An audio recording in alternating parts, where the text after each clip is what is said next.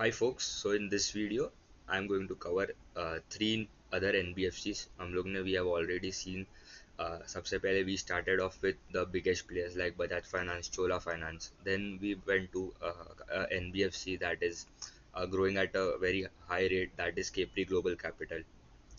In today's video we'll cover three other NBFCs जो specifically micro and small enterprises को loan देती है, ठीक है। मेजॉरिटी जो एमएसएमई लेंडिंग ज़्यादा करती है। तो देर आर थ्री एनबीएफसीज, उसमें से one is SBFC finance, the second one is five star business finance and the third one is mass financial service. तो हम तीनों तीनों को इन डेप्थ में एनालाइज करेंगे and then we will do the P2P analysis एंड वहाँ पे उनका गाइडेंस देखेंगे, उनका फ्यूचर आउटलुक क्या है, उनका फ्यूचर वैल्यूएशंस क्या है, कैसा लग रहा है, ग्रोथ कैसा लग रहा है अकॉर्डिंग टू दैट, ठीक है। So first let's start off with SBFC finance, ठीक है। सो एसबीएफसी का अगर देखूँ तो एच डी एफ सी का AUM का साइज जो है दैट इज अराउंड 8,700 करोड़ के आसपास का AUM का साइज है एंड दर उनका जो प्रेजेंस है, ठीक है। So they are in present in 16 states and 2 union territories, ठीक है। And they have around 205 branches और उनका average ticket size of that loan amount जो है that would be around 3.5 lakh के आसपास, वो रेंज में होता है average the average ticket size of that loan amount. उसके बाद if I see they are consistently growing at around 30% के आसपास के रेट से ग्रो कर रहे हैं एंड उनका गाइडेंस भी वही है कि भाई to grow at 5 to 7% quarter on quarter, ठीक है। So 5 to 7% quarter on quarter तो थोड़ा बड़ा स्पेक्ट्रम में वाई का रेंज आता है, या थोड़े कंपनीज वाई में गाइडेंस देते हैं, थोड़े companies give guidance in quarter on quarter basis. इनका है guidance in 5 to 7% quarter and quarter और that comes to around 21 to 30%।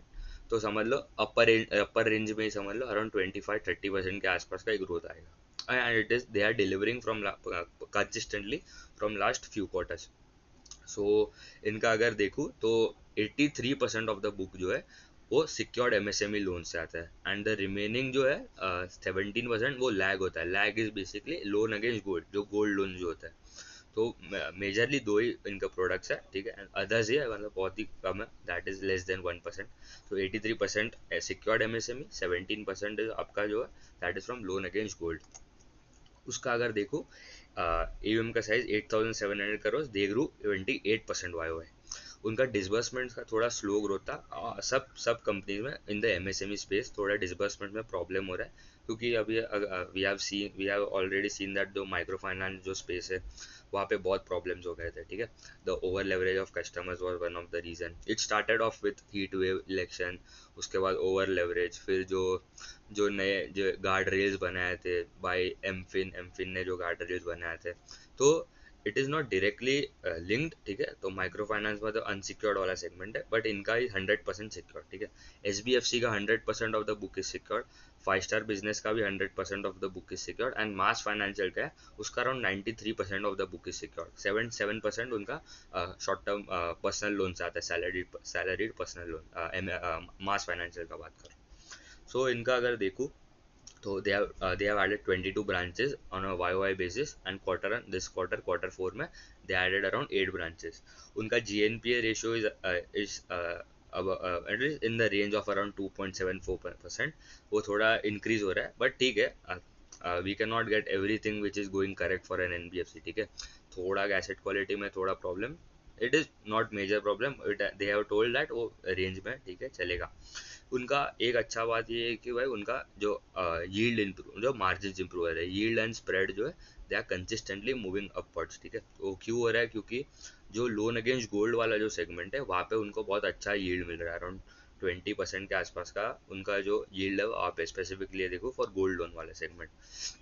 तो वहाँ पे उनको यील्ड अच्छा मिल रहा है, तो यील्ड इम्प्रूव हो रहा है and cost of boring that is अगर अगर रेंजली ले लूँ कि भाई उतना कुछ रेट इंक्रीज नहीं हो रहा है, इट इज़ फेयरली स्टेबल, तो ऑटोमेटिकली स्प्रेड आपका इम्प्रूव हो जाता है। एंड उनका opex to AUM ratio is also going down. उसका मतलब क्या है कि भाई आपका जो कॉस्ट हो गया ब्रांच एडिशन, आपको आप जो नए ब्रांचेज ऐड करते हो उसका कॉस्ट हो गया, कोर ऑपरेटिंग एक्सपेंस जो बोलते हैं, फिर आपको जो एम्प्लॉयज़ को जो सैलरी देना है वो भी एक कॉस्ट है। तो वो नंबर्स अगर देखो तो दे हैव गाइडेड दैट वो डिक्रीज हो गए एवरी ईयर 50 बेसिस पॉइंट, मतलब 0.5% के आसपास डिक्रीज हो गए एवरी ईयर। तो इकोनॉमीज ऑफ स्केल भी मिलेगा तो उनको it will benefit the bottom line, ठीक है। तो आर ओ ए नंबर्स भी ऊपर ही जा रहे हैं, ठीक है। Going ahead, if I look at their yield, the yield is improving, the spread is also improving. Last quarter on quarter भी improve हुआ, या YOY भी improve हो रहा है। एंड GNPA देखो तो इट इज 2.74 हुआ, मतलब 4 बेसिस पॉइंट बढ़ गया है, ठीक है, क्वार्टर एंड क्वार्टर। ROA का नंबर ऊपर जा रहा है, 4.52 हो गया 4.49 से। And opex to AUM quarter and quarter it was stable था, but YOY it dropped around 40 basis point के आसपास का ड्रॉप आया था।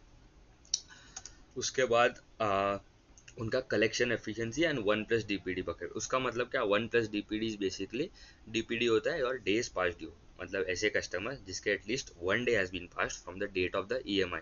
जो भी उनका डेट होएगा EMI का, अगर 1 तारीख है, वो दिन अगर पेमेंट करना है, वो दिन उन्होंने पे नहीं किया, ठीक है। 1+DPD मतलब 1 day has been past from the date of EMI but they still haven't paid that amount, EMI का अमाउंट। तो ऐसे ऐसे कितने, ऐसा क्या अमाउंट आ रहा है, 7 रुपीज़ आ रहा है। अगर 100 रुपये का अगर EMI का अमाउंट होगा total cumulative all the customers, उसमें से 7 रुपये उनको टाइम पे नहीं मिल रहा है। लास्ट क्वार्टर कितना है, 6.52। ये तो थोड़ा मतलब थोड़ा डिटीरियोरेट हो रहा है, but they are well within control. And उन्होंने वही बोला है कि उतना मेजर कोई प्रॉब्लम नहीं है। कलेक्शन एफिशिएंसी क्या होता है, कलेक्शन एफिशिएंसी अगर आप देखो, अगर आपको 100 रुपीज़ आने वाला है, if you are going to collect 100 rupees worth of EMI in this month, but you only got 97 rupees, तो आपका कलेक्शन एफिशिएंसी इज 97%। इनका अराउंड 97.74 है वर्सेज 97.88 क्वार्टर एंड क्वार्टर देखो तो। फिर अगर उनका देखो तो एक इनका अच्छा है कि उनका ROE का नंबर ऊपर जा रहा है, एंड उनका क्रेडिट कॉस्ट का जो गाइडेंस है दैट इज ऑल्सो 1% के आसपास, एंड वो they are in line with that guidance. And उनका कॉस्ट ऑफ बोरिंग भी इट इज स्लाइटली स्टेबल है। एंड अभी जो रेपो रेट के जो कट्स आ रहे हैं, it will help them to boost up their margin या स्प्रेड जो बोलना है, ठीक है। सो कॉस्ट ऑफ बोरिंग नीचे आएगा, एंड अगर यील्ड अगर उतना ही रहता है या थोड़ा कम भी होता है, but the rate at which the cost of borrowing come down is higher compare to the rate at which आपका जो यील्ड का जो रेट है दैट कम्स डाउन, तो आपका जो ऑटोमेटिकली आपका स्प्रेड इंप्रूव होगा तो मार्जिन इंप्रूव होगा, ROE का नंबर ऊपर जाएगा। उनका अगर देखो तो ROE is around 13.14 this quarter, last quarter 12.75 था। एंड YOY भी देखो तो इट वाज 11.9%। उनका गाइडेंस भी ये है कि भाई बाय एंड ऑफ FY26 उनका 15% प्लस का ROE नंबर क्रॉस करना है। They want to exit at around 15% के आसपास। द उनका कॉन कॉल भी मतलब इट वाज वेरी गुड, उन्होंने कोई गाइडेंस चेंज भी नहीं किया था। 5 star already had change the guidance from 30% का जो ग्रोथ था उनका पहले, उन्होंने गाइडेंस कम करके 25% के आसपास कर दिया। अरे उनका तो यील्ड भी नीचे जा रहा है। तो अभी इनका गाइडेंस देख लेते हैं, ठीक है। तो this was from the transcript, उनका जो कॉन कॉल ट्रांसक्रिप्ट था फॉर द Q4। तो they have told that they would grow by 5 to 7% quarter on quarter, ठीक है। तो that comes to around 20 to 30% का रेंज में ग्रो करेंगे। बड़ा रेंज दिया है, बट अज्यूमिंग वो अभी तक तो 25% का ऊपर ही ग्रो कर रहा है, तो 25% के आसपास का ग्रोथ ही पकड़ लो, ठीक है। फिर they have also told that उनका जो ओपेक्स बाय AUM जो होता है, दे have told that that would decrease 50 basis points every year. तो अभी अराउंड कितना था, वी ऑलरेडी सॉ दैट अभी इनका ओपेक्स वॉज अराउंड 4.62, ठीक है। तो नेक्स्ट ईयर अराउंड 4% के आसपास हो जाएगा। फिर उन्होंने बोला है कि they would add 20 to 25 branches this year. तो अभी उनके 205 ब्रांचेस जो है उसमें से भी they will add more 20 to 25, that comes to growth of around 10-12% का ब्रांच का ग्रोथ एडिशन है, ठीक है। फिर को लेंडिंग जो करता है दैट वुड बी 20% के आसपास। उसका मतलब क्या, को lending is basically banks and NBFC साथ में मिलकर लेंडिंग करते हैं। मतलब if a customer would wants a loan of 1 lakh का लोन चाहिए, तो 20,000 would be given by SBFC finance, and जो दूसरा जो 80,000 होगा वो कोई बड़ा बैंक दे देगा। तो वहाँ पे इनको क्या बेनिफिट है, उनका रिस्क भी मैनेज होता है। उनको जो कॉस्ट पे वो जो बोरो करते हैं मनी, वो भी थोड़ा कम पड़ेगा, क्योंकि बैंक्स भी है उनके साथ in the tie up in the partnership, तो वो भी हेल्प करेगा, एंड उनको फीस भी मिलता है for all the collection as well. तो this is R O accretive, मतलब इसका इससे को ओरिजिनेशन को लेंडिंग से कंपनीज का आर ओ इम्प्रूव होता है, फिर उनका रिस्क भी मैनेज हो जाएगा। एंड ऑल्सो उनका जो गोल्ड लोन वाला जो पोर्टफोलियो है, that they have told that it would remain around 15 to 17% of the book, ठीक है, तो अभी अराउंड 17% है, उन्होंने वही रेंज दिया, तो मेजरली जो है वो सिक्योर्ड एमएसएमई वाला ही रहेगा। फिर going ahead we will now talk about the second company, that is 5 star business finance. तो 5 स्टार का अगर थोड़ा ओवरव्यू दे दूँ, ये भी 100% इनका सिक्योर्ड है, तो वहाँ पे कोई प्रॉब्लम नहीं है। फिर अगर उनका देखूँ तो they started off with southern part of India, तो आंध्र प्रदेश, तमिलनाडु, कर्नाटका, वो साइड से स्टार्ट किया था उन्होंने अपने बिजनेस को। दे हैव अराउंड 748 ब्रांचेस एंड वो 11 स्टेट्स में प्रेजेंट है। मेजरली देखूँ तो तमिलनाडु से अराउंड अभी 29% जो बुक है वो तमिलनाडु से आता है, आंध्र प्रदेश से अराउंड 38% आता है, एंड तेलंगाना से 19%। तो मेजरली अभी देखो तो 50% प्लस तो सदर्न पार्ट ऑफ इंडिया से ही आता है, 50-60% ऑफ द बुक। एंड उनके this quarter they added around 19 branches, and पूरे साल में I guess they added around 223 branches के आसपास।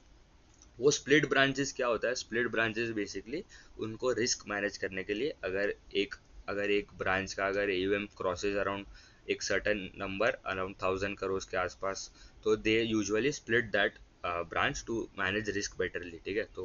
तो ऐसा कोई मेजर कोई प्रॉब्लम नहीं है, बट स्प्लिट कर रहे हैं यूजुअली रिस्क मैनेज करने के लिए।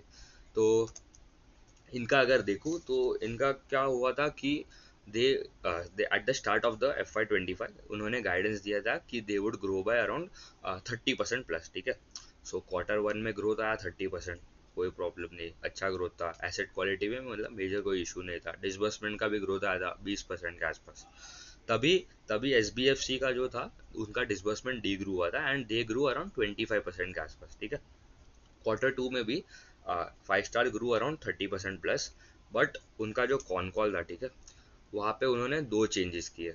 उनका जो गाइडेंस था फॉर एयूएम ग्रोथ जो अभी अराउंड 23% है, उन्होंने वो कम करके कर दिया 25% ग्रोथ, ठीक है। गाइडेंस दिया, गाइडेंस चेंज करके 30% से 25% कर दिया। एंड उनका जो यील्ड होता है, yield is basically the rate at which 5 star will lend to its customers. तो यील्ड उनका अराउंड 24% के आसपास होता था पहले, और 24.2% स्पेसिफिकली देखूँ तो वो यील्ड उन्होंने कम करके कर इंक्रीमेंटल यील्ड, जो मतलब नए जो अभी जो नए लोन्स जो देंगे उनमें उन्होंने यील्ड जो रेट पे वो लेंडिंग करता है वो कम करके 22.2% कर दिया। तो अभी यील्ड कम हो गया एंड कॉस्ट ऑफ बोरिंग अगर उतना ही रहा तो स्प्रेड आपका कम हो जाएगा, स्प्रेड मार्जिन जो बोलना है वो कम होगा, तो आरओई का नंबर भी नीचे जाएगा। तो यही हो रहा है उसमें, ठीक है। तो अगर इनका देखूँ तो Q1 निम्स थोड़ा इम्प्रूव हुआ है, बट ओवरऑल मैं I will show you ahead कि भाई उनका जो आरओई का नंबर है वो नीचे जा रहा है। एब्सोल्यूट नंबर अब देखो 18% कोई प्रॉब्लम नहीं है, ठीक है। SBFC का तो 11-12% के आसपास है। तो क्लियरली अगर एब्सोल्यूट नंबर में देखो तो 5 स्टार का 18% इज वे अबव SBFC का 11% का आरओई, ठीक है। मेन तो हमें आरओई का डायरेक्शन देख रहा है, absolute number doesn't, we have to not look at the absolute number, उनका डायरेक्शन देखना है। अभी वो 18% इज स्लाइडिंग डाउन, ठीक है। पहले 19 था, अभी 18, इट इज मार्चिंग टूवर्ड्स 17.5 के आसपास हो रहा है, क्योंकि उनका स्प्रेड कम हो गया। दूसरा, गाइडेंस भी कम कर दिया 30% से 25%, एंड दे डिलीवर 23%। तो गाइडेंस कम करके भी वो अचीव नहीं हुआ। अभी उन्होंने मेजरली बोला क्योंकि कर्नाटका में उनका मेजोरिटी जो पोर्शन है वहाँ पे जो ऑर्डिनेंस बिल जो पास हुआ है कि माइक्रो फाइनेंस वाले you can not pressurise the customer to pay out the EMI, but वो that is valid for the non registered RBI से, जो नॉन रजिस्टर्ड जो प्लेयर्स है, जो ऑर्गेनाइजेशन या कंपनीज है उसके लिए वैलिड है, इनके लिए नहीं है। बट थोड़ा ग्रे एरिया तो होएगा, थोड़ा तो इम्पैक्ट आएगा ही, ठीक है। तो रिपल इफेक्ट तो इट प्लेज आउट, ठीक है। फिर एसेट क्वालिटी में भी अगर देखूँ तो GNP इज़ फेयरली स्टेबल। तो एसेट क्वालिटी थोड़ा डिटीरियोरेट तो सबका हो रहा है, ऐसा नहीं है कि किसी का डिटीरियोरेट हो ही नहीं रहा है या तो किसी का इम्प्रूव भी नहीं हो रहा है। तो ठीक है, मतलब मेन तो हमें देखना है AUM का ग्रोथ देखना है, उनका ROE का नंबर का डायरेक्शन देखना है, एंड क्रेडिट कॉस्ट का भी गाइडेंस देखना है, ठीक है। सो अभी देखो ईयर द यील्ड जो पहले अराउंड 24% था, it is now sliding down towards 23.9 हुआ लास्ट क्वार्टर, उसके पहले last quarter, this quarter it has come down to 23.7। And उनका कॉस्ट ऑफ बोरिंग भी फेयरली स्टेबल ही है, मतलब वहाँ पे कोई डिक्रीज नहीं हो रहा। अभी रेपो रेट जो कट हो रहा है उन्होंने बोला है एक उनके लिए एक अच्छा जो न्यूज़ है कि भाई जो रेपो रेट जो कट हो रहा है दैट विल बेनिफिट, कि उनका जो स्प्रेड्स है वो जो रेट से अभी जो डिक्लाइन हो रहा है वो रेट से डिक्लाइन नहीं होगा। तो वहाँ पे पर डिक्लाइन तो हो रहा है, वो दैट्स अ मेन प्रॉब्लम, ठीक है। सो 9.65 के आसपास ही आप देख रहे हो कि यार the spread is continuously declining, ठीक है। 14.57 से 14.53, 14.35, 14%, it is going down toward 13% के आसपास जा रहा है, क्योंकि कॉस्ट ऑफ बोरिंग उतना ही रह रहा है। उसके बाद अगर इनका देखो तो 30 प्लस यार वी आर सीइंग 4 पैरामीटर्स, ठीक है। एक हो गया कलेक्शन एफिशिएंसी, में भी दो है। एक collection efficiency overall collection efficiency होता है, एंड एक कलेक्शन एफिशिएंसी वन ईएमआई वाला। मतलब क्या, वन ईएमआई इज बेसिकली जो जो कस्टमर ओवरऑल पहले समझ लेते हैं, ठीक है। ओवरऑल में if I can zoom in, ठीक है। So amount of EMI receive during the month, ठीक है। सो पूरा अगर देखूँ तो इंक्लूडिंग एरियाज जो होता है, उसका मतलब जो प्रीवियस ईएमआईज भी रह गए थे कस्टमर्स के, मतलब अगर ये महीने अगर 1 लाख का ईएमआई है, ठीक है, तो ये महीने मैंने 50,000 नहीं दिया समझ लो। Next month I am paying 1,50,000, क्योंकि मुझे तो 1 लाख देना था, पर मेरा लास्ट मंथ का 50,000 वॉज रिमेनिंग, ठीक है। तो that is included in the overall collection efficiency, तो that was around 97.7। Last quarter 98 था, उसके पहले 98.4 था, तो वो डिक्लाइन हो रहा है। फिर उनका वन ईएमआई वाला specifically for that month, that is around 96.2, 96.7 था लास्ट क्वार्टर दिसंबर में। फिर 97 था, तो वो भी थोड़ा डिक्लाइन हुआ बट नॉट मेजरली, क्योंकि उन्होंने बोला this will improve from H2 of FY26 के, तो मतलब Q2 के बाद इम्प्रूवमेंट आना चालू होगा।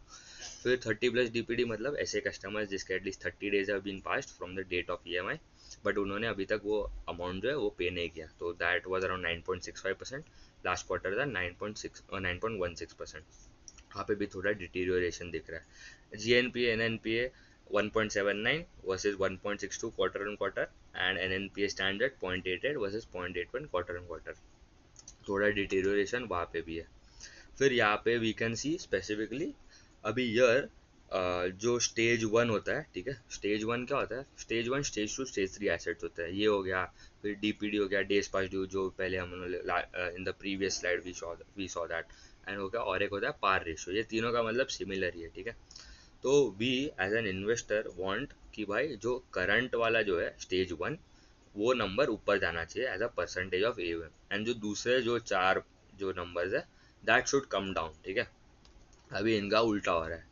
अभी क्या हो रहा है इसमें, पहले तो समझ लेते हैं स्टेज वन एसेट्स क्या होता है। जो कस्टमर्स टाइम पे ईएमआई पे कर रहे हैं वो रीजनेबली, मतलब 1 to 30 या तो उसके मतलब ऑन टाइम, ठीक है, तो that comes into stage one. Stage two में आता है आपके 31 to 60 day and 61 to 90 day. उसका मतलब क्या, डीपीडी होता है स्टेज वन, स्टेज टू मतलब 31 to 60 डे डीपीडी। उसका मतलब एटलीस्ट 1 मंथ to 2 मंथ, ये दो रेंज में, 3 मंथ पकड़ लो, ठीक है, ये दोनों को ऐड करके बोल रहा हूँ। 1 to 3 मंथ के बीच में ऐसे कस्टमर जिसका अभी तक ईएमआई पे नहीं हुआ, उन्होंने मिस कर लिया पेमेंट्स वहाँ पे। तो अगर देखूँ तो 84%, और ये पूरा अगर देख लूँ नीचे, ये जो स्टेज वन था इट स्टैंड एट 90.35, एंड वो लास्ट क्वार्टर था 90.84 था, तो वहाँ पे कम हो रहा है नंबर। स्टेज टू मतलब पेमेंट्स कम आ रहे टाइम पे, अभी देख रहे हो तो 90.35 आ रहे हैं पेमेंट्स वर्सेज 90.84। स्टेज टू में 7.87 लेट हो गए पेमेंट्स। लास्ट क्वार्टर कितना था, 7.54। एंड जो स्टेज थ्री एसेट जो होता है वो पकड़ लो आप, जो जीएनपीए पकड़ लो, ठीक है, that is the stage three asset, 90 plus DPD आ गया वो। That was at 1.79, last quarter था 1.62। पर हमें मेनली हमें देखना है डायरेक्शन, ठीक है। ये थोड़ा प्रॉब्लम है ये company, we can see that clearly, ठीक है। आरओई का नंबर भी नीचे जा रहा है।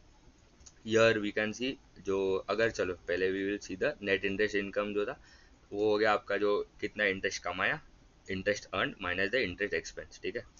तो दैट इज अराउंड आपका जो नेट इंटरेस्ट इनकम जो है वो नेट इंटरेस्ट मार्जिन बोलते हैं, ठीक है। तो that was at around 14.07 versus 14.35 Y Y देखूँ तो, एंड क्वार्टर एंड क्वार्टर देखूँ तो इट वॉज 14.55।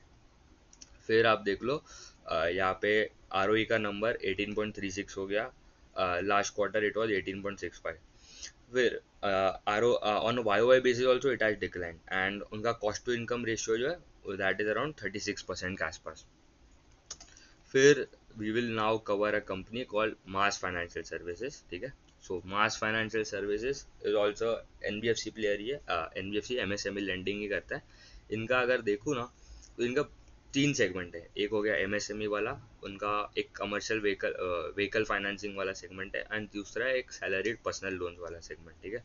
ये तीन सेगमेंट में लेंडिंग करता है। सो यर वी कैन सी दैट उनका अगर देखूँ तीन सेगमेंट है, micro enterprise loan, SME loans, two wheeler commercial vehicle loan and salaried personal loans. उसके बाद उनका एवीएम का साइज जो है that standard around 12,000 crore, 12,100 crore के आसपास का एवीएम का साइज है, स्टैंड अलोन बेसिस है। और कंसोलिडेटेड देखूँ उनका और एक सब्सिडरी है हाउसिंग फाइनेंस के लिए, अफोर्डेबल हाउसिंग लोन जो देता है, लाइक अब देखो कंपनीज लाइक एसआरजी हाउसिंग हो गया, star housing, India shelter, home first, Aptus, उनके जैसे अफोर्डेबल हाउसिंग टीयर 3, 4, 5 सिटीज़ में lower income group, middle income group, economically weaker section को लेंडिंग करता है। तो ये हो गया मास फाइनेंशियल का जो प्रोडक्ट मिक्स है। उनका अगर देखो एवीएम का साइज था 12,000, उनका ग्रोथ था खाली कितना 20%, ठीक है। तो it is well below the growth of 5 star and SBFC, ठीक है। एसबीएफसी का ग्रोथ था 28, 5 स्टार का कितना 23, एंड इनका एंड तीनों का साइज भी उतना ही है, मतलब 10,000 करोड़ के आसपास का ही एवीएम का साइज है, ठीक है। We will see the P2P analysis भी करेंगे एंडिंग में। तो फॉर करंटली अभी देखो 20% के आसपास का ग्रोथ था, तो दैट इज बिलो पार, ठीक है। तो बजाज फाइनेंस जो बिगेस्ट एनबीएफसी है दैट इज ग्रोइंग एट 26%, जिसका ईवीएम का साइज है अराउंड 4 लाख करोड़ के आसपास का ईवीएम का साइज है, and you are just growing at around 20%। फिर अगर प्रोडक्ट थोड़ा अलग है, कॉस्ट ऑफ बोरिंग भी दोनों का अलग होगा, दोनों का रिस्क प्रोफाइल भी कस्टमर्स का अलग होगा, बट वो प्लेयर दैट इज एट छोला हो गया, छोला Chola Chola Cholamandalam finance is also growing at around 27 पर, उनका भी एवीएम का साइज अराउंड 2 लाख करोड़ के आसपास। इनका नेट इंटरेस्ट इनकम ग्रू 33%। फिर उनका अगर देखूँ R O and R O का नंबर 13.7 है, आर ओ का नंबर, क्योंकि उन्होंने अभी 500 करोड़ का QIP किया था, तो एक आपका जो इक्विटी होता है वो सडनली इंक्रीज हो जाता है, ठीक है। तो नेटवर्थ आपका जो इंक्रीज होता है, तो इसलिए the number is looking little muted, but उन्होंने बोला है कि it would be around 16 to 18% in coming few quarters. उनका प्रेजेंस भी है 200 ब्रांचेज ही है आसपास, एंड उनके अगर देखूँ तो they they are present in almost 9-10 states के आसपास प्रेजेंट है, एंड उनके 204 ब्रांचेज है यहाँ पे। 77% के आसपास जो है, 72% के आसपास जो बुक है, 75% दैट कम्स फ्रॉम एसएमई वाला एमएसएमई वाला सेगमेंट में से। फिर जो रिमेनिंग 14% के आसपास है वो आता है आपका व्हीकल वाले व्हील्स वाले सेगमेंट से, व्हीकल फाइनेंसिंग जो होता है, एंड जो remaining 7-6% 8% that comes from your personal loan वाला। तो ये वो salaried personal loan is unsecured loans. दूसरा जो 92% है दैट इज सिक्योर्ड वाला सेगमेंट। फिर अगर उनका एसेट क्वालिटी भी देखो तो इट इज़ स्टेबल ही है, उतना कोई मेजर प्रॉब्लम नहीं है। GNPA stand at 2.44 versus last quarter 2.41 था, एंड NNPA 1.62, लास्ट क्वार्टर भी 1.62 था। तो एसेट क्वालिटी में तीनों कंपनीज में रेंजली सिमिलर ही है, वहाँ पे कोई मेजर प्रॉब्लम नहीं है, एंड क्रेडिट कॉस्ट भी 1% के आसपास ये तीनों का। फिर अगर इनका देखूँ तो यहाँ पे देखो लास्ट ईयर YOY ROE का नंबर दैट वाज अराउंड 16.98, मतलब 17% के आसपास था, वो अभी हो गया 13.7। ये क्यों हुआ? क्योंकि उन्होंने यहाँ पे if you can see they had raised equity, ठीक है, includes QIP proceed of 5,000 million, मतलब 500 करोड़ रेज किया था। तो इसलिए आपको लग रहा है कि भाई ROE का नंबर तो नीचे जाए, तो that is a problem, but ऐसा नहीं है। एंड उनका 20% जो है वो ऑफ बुक है, मतलब जो आप देखो को लेंडिंग से आता है, या जो को लेंडिंग या को ओरिजिनेशन जो 20% वहाँ से आता है, 80% उनका ऑन बुक एसेट्स है। को लेंडिंग में banks and NBFC both they get together and lending करते हैं, तो एंड उससे मतलब रिस्क भी कम हो जाता है, एंड उनका कॉस्ट ऑफ बोरिंग भी थोड़ा नीचे आता है। फिर अगर उनका गाइडेंस, ठीक है, अभी तीनों का we will see the P2P, and उनका अभी करेंटली अगर देखो they want to grow at 20 to 25% के आसपास, एंड उनका ROA का guidance is 2.75 to 3%, and ROE का गाइडेंस इज अराउंड 16 to 18% के आसपास। तो ये तीनों का इन डेप्थ हो गया analysis. Now we will do the P2P analysis and we will see which one is better. So अभी अगर करंटली देखूँ तो SBFC का एवीएम का साइज 8,700 करोड़, 5 स्टार का अराउंड 11,900, मतलब 12,000 करोड़ के आसपास। तो तीनों का 12,000 करोड़ के आसपास, 10,000 12,000 करोड़ के फेयरली सिमिलर साइज ही है तीनों का। एवीएम का ग्रोथ में currently SBFC is out performing the all three, ठीक है। All the two remaining two. Disbursements का ग्रोथ एक्चुअली मास फाइनेंशियल ने दे डिडंट रिपोर्ट, ठीक है, तो I don't know what is the disbursement का number for this quarter, but ये disbursement उनका भी अगर देखूँ तो सिमिलर ही होगा, क्योंकि उनका ग्रोथ भी थोड़ा कम है, इट वुड बी अराउंड 3-4% के आसपास ही होगा उनका डिसबर्समेंट का ग्रोथ। ब्रांचेस में देखूँ तो S B F C has around 205 branches, 5 star के पास 750 के आसपास है, एंड उनके पास भी मास फाइनेंशियल के पास भी अराउंड 200 ब्रांचेस के आसपास ही है। एसेट क्वालिटी में तीनों में कोई प्रॉब्लम नहीं है, it is fairly stable, 2 to 3%, 1 to 3% के आसपास ही है G N P and N P A. R का नंबर अगर देखूँ तो आर का नंबर डायरेक्शन सबसे इंपॉर्टेंट है, ठीक है, तो यहाँ पे we have to look at the direction. Absolute number में लगेगा कि भाई 5 star is out performing everyone in the R का नंबर, ठीक है। We have to look at the direction. R का नंबर फॉर 5 स्टार पहले था 19-20%, वो अभी कम होके 18% पे आसपास आ रहा है, and it is going toward 17% के आसपास ही जा रहा है, क्योंकि उनका यील्ड कम हो रहा है, यील्ड इंक्रीमेंटल यील्ड जो कम हुआ था, तो इसलिए उनको प्रॉब्लम हो रहा है in the margin and spreads, ठीक है। लेवरेज, ठीक है, लेवरेज भी अराउंड 2.9 टाइम्स के आसपास है इनका, इनका भी अराउंड 2.8 के आसपास है 5 स्टार का भी, एंड मास का अराउंड 4.8 टाइम्स है। क्रेडिट कॉस्ट का भी guidance it is 1% for all three FY25 में, एंड FY26 के लिए अभी जो main thing is the guidance for FY20 and the future outlook, ठीक है। क्या गाइडेंस है 5 स्टार का, एस बी एफ सी का, it is 5 to 7% quarter on quarter growth, and इसका 5 स्टार का अराउंड 25% के आसपास है, एंड मास फाइनेंशियल का 20 to 25% के आसपास है।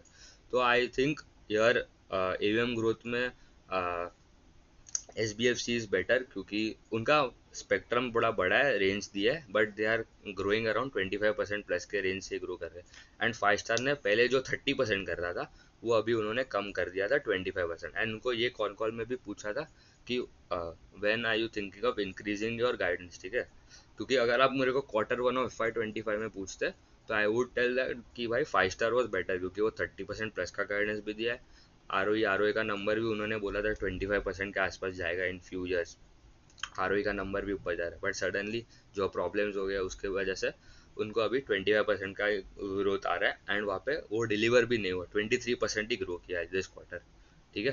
सो उसके बाद if I look at the branch addition, 20 to 25 branches to be added, इन्होंने 75 to 100 ब्रांचेस ऐड करने का बात कर रहे हैं 5 star, and mass financial is talking about adding around 50 branches. Branch addition rate important है, ठीक है, एब्सोल्यूट नंबर में आप देखोगे तो again 5 star would lead the race, क्योंकि उनका ब्रांचेस भी कितने 750 ब्रांचेस के आसपास है, तो ब्रांच एडिशन रेट कितना आ गया for S B F C 10 to 12%, 5 star का भी 10 to 12%, 13%, एंड मास फाइनेंशियल का अराउंड 25% के आसपास, क्योंकि उनके 50 ब्रांच ऐड करने वाले on the base of 200 branches, that comes to 25% growth.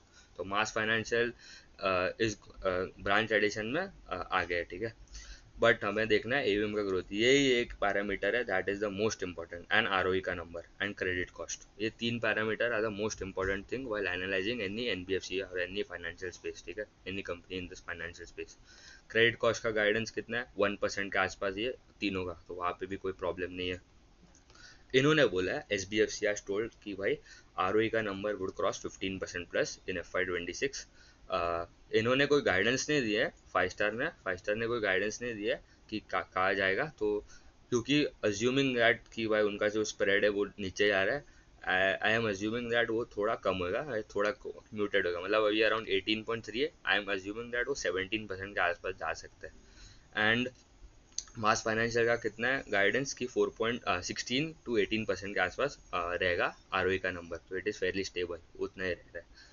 तो एंड अभी वैल्यूएशन का अगर देखूँ तो अभी अभी तक करंटली अगर देखूँ तो 5 स्टार जो था उसका वैल्यूएशन अराउंड 4.5x हो गया था जब they are when they are growing at around 30% plus, ठीक है। Now it has compressed to around 3.6 3.3 के आसपास, क्योंकि पहले तो ग्रोथ स्लो डाउन हो गया, उसके बाद मार्जिन में भी प्रॉब्लम हो गया, तो यील्ड कॉस्ट ऑफ बोरिंग भी उतना ही था, यील्ड कम हो गया तो स्प्रेड भी कम होगा, तो इसलिए उनका डी रेट हो गया, ठीक है, 5 स्टार बिजनेस फाइनेंस का डी रेटिंग हो रहा है। एस बी एफ सी का री रेटिंग हो गया, पहले उनका 3 टाइम्स के आसपास का प्राइस टू बुक था, it has now crossed around 3.5 times, and mass financial due to lower growth उनका उनका अगर देखो ना थोड़ा लॉन्ग टर्म गाइडेंस भी है कि they want to cross 20,000 crore of AUM by in next 3.5 to 4 years। तो मतलब कितना ग्रोथ आ गया, 14-15% का AUM ग्रोथ। तो that is very very low compare to the remaining two peers अगर देखो MSME स्पेस में। तो इसलिए इसका ग्रोथ जो कम है, इसलिए the valuation is also cheap, ठीक है। तो मेन जो दो प्लेयर दो देखो, तो मास financial is already out of the race from the all three companies. तो SBFC एंड 5 स्टार में करंटली अगर देखो तो SBFC is leading the pack, क्योंकि उनका ग्रोथ भी आ रहा है, उन्होंने गाइडेंस भी कम नहीं किया, ठीक है। वेरएज 5 स्टार ने गाइडेंस कम किया था इन Q2 ऑफ FY25, and going ahead also उनका guidance is remaining intact for 5 to 7 quarter on quarter growth. And 5 star का उन्होंने बोला है कि 25% ही रहेगा, उन्होंने बढ़ाया नहीं फिर से, ठीक है। मतलब थोड़ा बड़ा वीडियो हो गया, बट आई होप कि भाई you have understood the concept very well, ठीक है। उतना ही रखते हैं, थैंक यू।